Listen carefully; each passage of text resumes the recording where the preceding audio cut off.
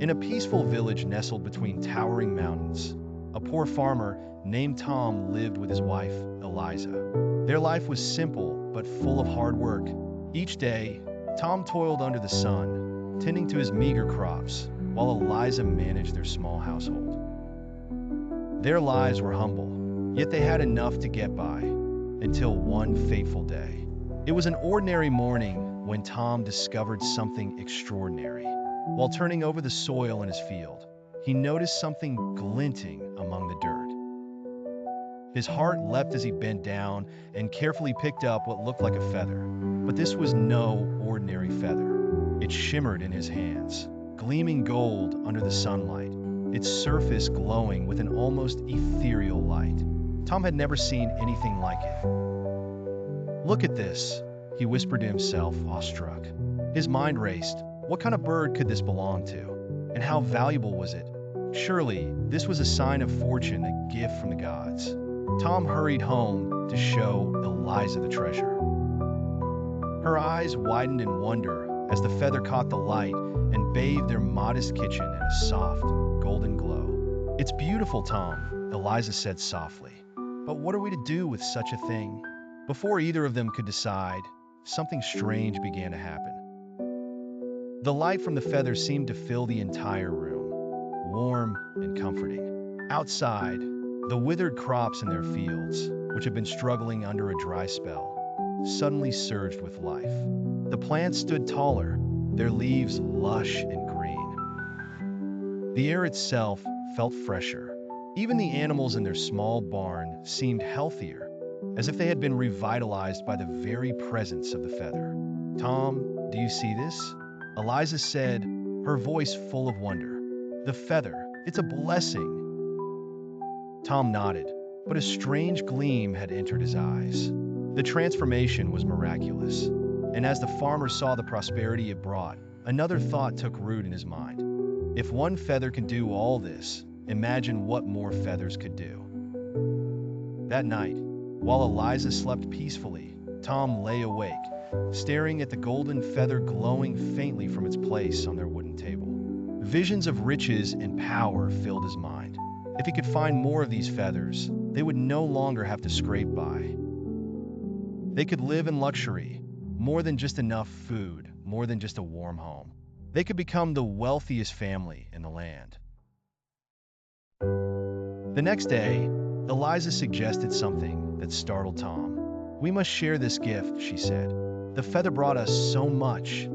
Our neighbors are struggling too. It would only be right to help them." But Tom frowned. "Why should we share it? The feather belongs to us. We found it." Eliza's eyes softened, and she placed a gentle hand on his arm. "True wealth, Tom, comes from kindness. What good is abundance if we don't share it with those around us?" Tom grumbled, but said nothing. Inside, though, his greed whispered louder than Eliza's words of wisdom. He resolved to keep the feather hidden and to search for more, convinced that true fortune lay in hoarding its power for himself. In the days that followed, Tom began wandering farther from his farm, searching for more golden feathers. He neglected his work, leaving Eliza to tend to their flourishing crops alone. He combed the fields, the forests, and even the base of the mountains, desperate to find another gleaming treasure. But the golden feather was unique, and no matter how hard he searched, he found nothing. Meanwhile, something strange began to happen at home. The golden light that had once filled their house started to dim. The crops that had grown tall and healthy began to wither. Their animals, once lively and strong, grew weak again. The warmth and prosperity that the feather had brought were slowly fading. Worse still, a coldness settled over their home, not just in temperature, but in spirit. Eliza noticed the change, both in the farm and in Tom, who had grown distant, consumed by his obsession with finding more feathers. One evening, as Tom returned home empty-handed yet again, he found Eliza sitting by the hearth, her face lined with worry. The house was dark, the golden glow now a mere flicker. "Tom," she said quietly, "everything is falling apart. Can't you see? The feather alone isn't enough. We were meant to share it, not keep it for ourselves. But Tom, tired and frustrated, waved her off. We just need more, he muttered.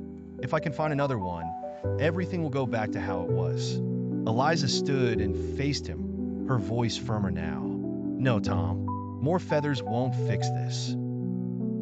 Your greed is what's causing it. The feather was a gift, but you've twisted its blessing by trying to hoard it. Tom opened his mouth to argue, but the words caught in his throat.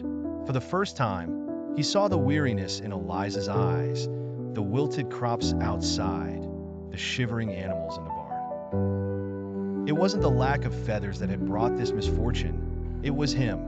Tom slumped into a chair, the weight of his mistakes pressing down on him. What have I done? He whispered. Eliza knelt beside him and took his hand. It's not too late, Tom. We can still make things right. Let's take the feather to the village elder. Let it benefit everyone, as it was meant to. At that moment, Tom's greed melted away, replaced by a deep sense of shame and regret. He nodded slowly. Together, they wrapped the golden feather in a cloth and set out for the village. When they arrived at the elder's home, the old man welcomed them with a knowing smile. I had heard of the feather's magic, he said, but I feared it might cause more harm than good if not used wisely. Tom handed over the feather, his hands trembling. I was a fool, he confessed. I let my greed blind me. Please share this with the village. The elder nodded and took the feather in his weathered hands. As he did, the same golden light that had once filled Tom and Eliza's home began to radiate outward, brighter and warmer than before. It spread through the village, touching each home, each family. The crops in the fields perked up, the air grew sweeter, and the cold that had settled over the land dissipated. The village thrived, not because of one man's greed, but because of the generosity that had finally triumphed. Tom stood with Eliza, watching as their neighbors smiled and celebrated the newfound prosperity. He realized then that true wealth wasn't something to be hoarded, it was something to be shared. From that day forward, Tom and Eliza lived humbly but happily, always remembering the lesson of the golden feather. And in the village, the feather's magic endured, not because of its power, but because of the unity and kindness it had inspired.